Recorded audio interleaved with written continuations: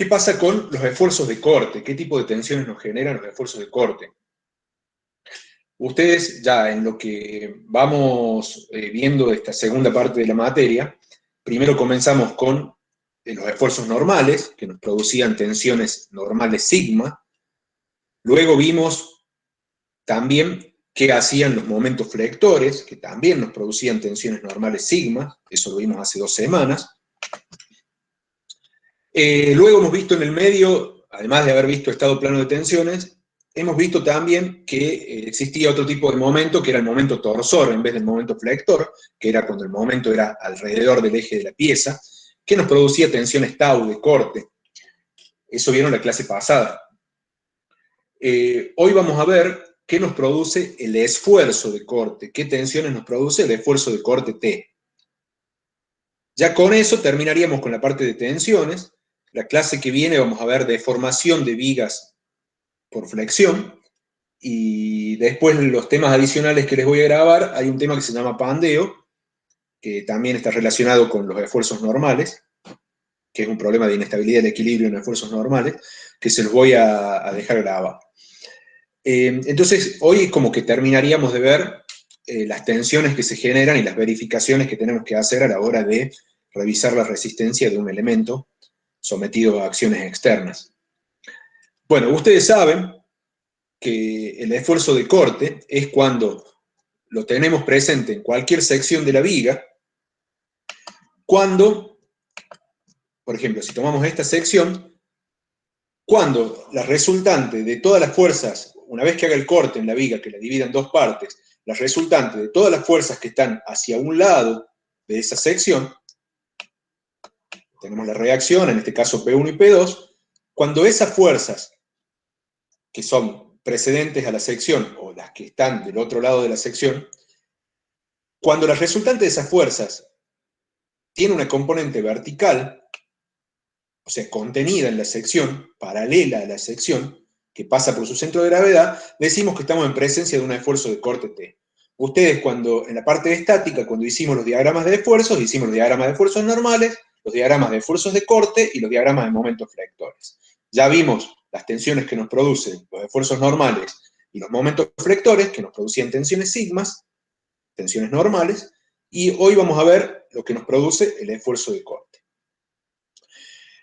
Cuando vimos los elementos de reducción, habíamos visto esta relación, que ya la vamos a repasar, habíamos visto que el esfuerzo de corte T había resultado ser la derivada del momento flector respecto de X. Entonces, de ahí podemos saber, entonces dm, si despejamos dm, es igual a T por dx. Entonces, siempre que haya un esfuerzo de corte T, va a haber una variación del momento flector.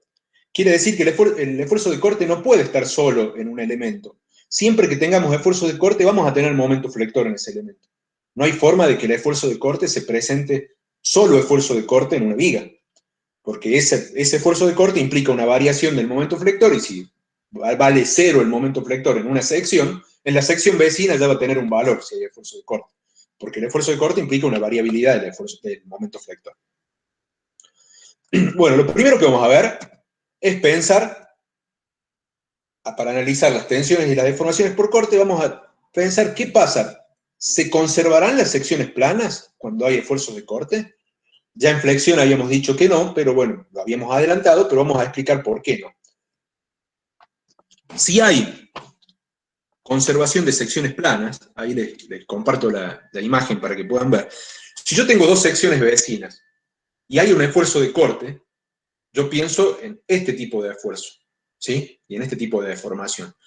Si hay conservación de secciones planas, va a pasar justamente eso. O sea, tengo 2 secciones paralelas, planas, que luego del esfuerzo de corte quedarían paralelas y planas. Esa sería la primera hipótesis que yo puedo pensar a la hora de evaluar qué hace el esfuerzo de corte en un elemento. Entonces eso es lo que vamos a ver ahora. Yo tengo entonces un elemento que está, antes de deformar, en línea punteada, o sea, sería, completamos así, y luego de deformar queda con este tipo de deformación, si es que se conservaran las secciones planas. Este sería lo que estoy pintando de rojo, sería el elemento deformado, ¿sí?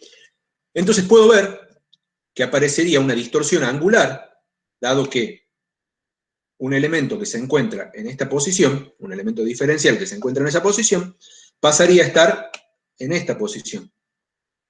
Por lo tanto, ese elemento va a tener una variación angular, gamma, ¿sí? Ese gamma va a ser cuánto haya desplazado en I ese elemento en esta cara, el punto A',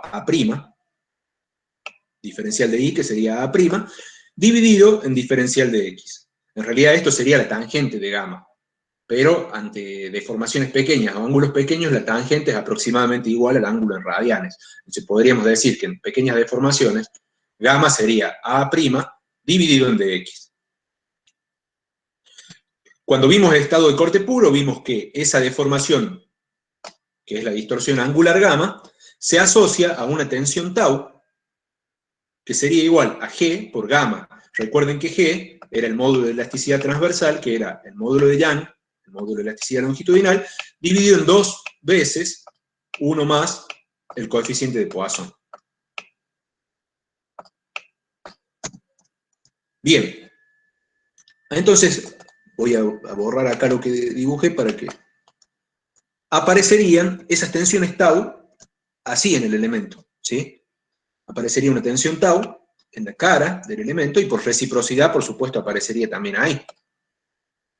Ese tau, imagínense que si todos los elementos, o sea, fíjense que yo tengo cada elementito, si yo dibujo la sección acá en una vista,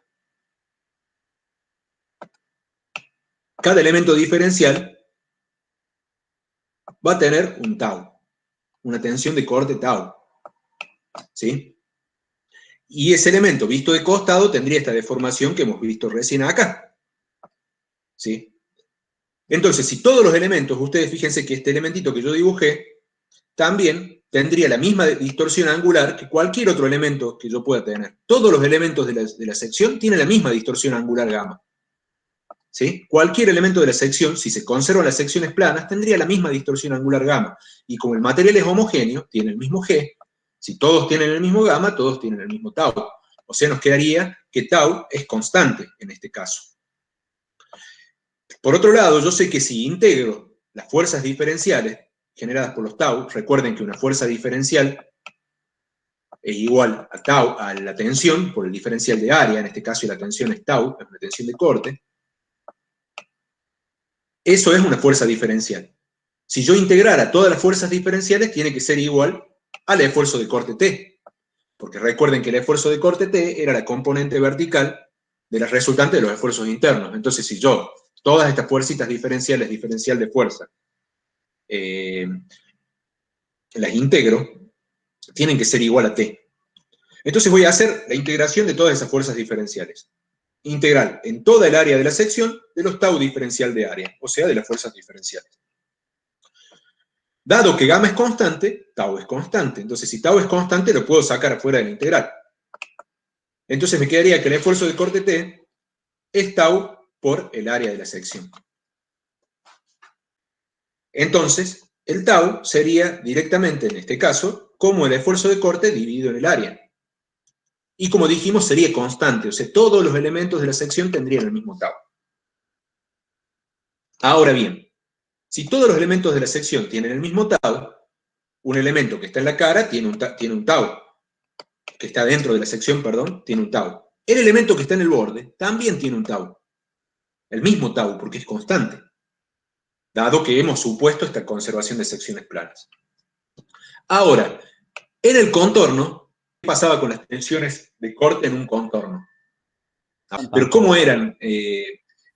Tangencial al contorno. No podían tener una componente que no sea tangencial al contorno, ¿sí? Entonces acá, justamente, tau me daría justamente perpendicular al contorno, no tangencial al contorno. Por reciprocidad, ese tau implicaría un tau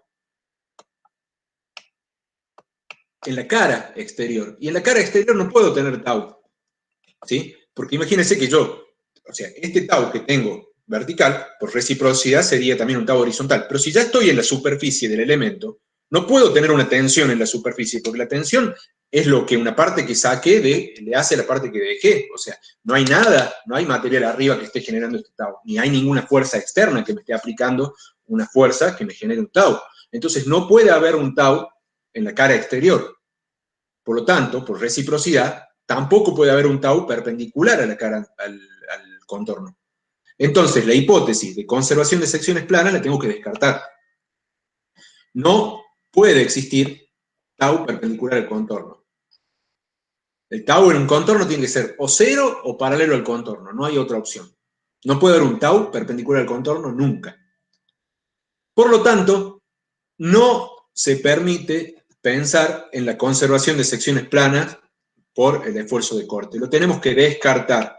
Por lo tanto, tau no va a ser igual al esfuerzo de corte dividido en el área.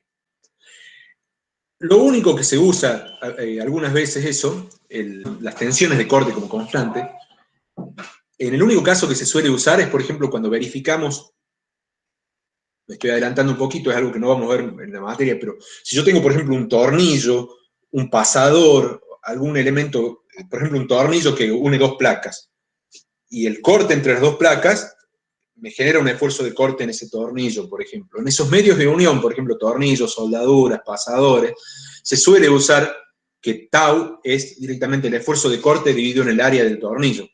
Y es habitualmente aceptado y, como también se comprueba con ensayos, se acepta esa forma de evaluar. Pero en una sección no podemos asumir que la tensión tau de corte es igual al esfuerzo de corte dividida en el área y que sea constante. No, no podemos asumir eso porque eso implicaría una conservación de secciones planas que no existe. ¿Sí? Entonces tenemos que pensar en otra teoría para calcular las tensiones tau en una viga.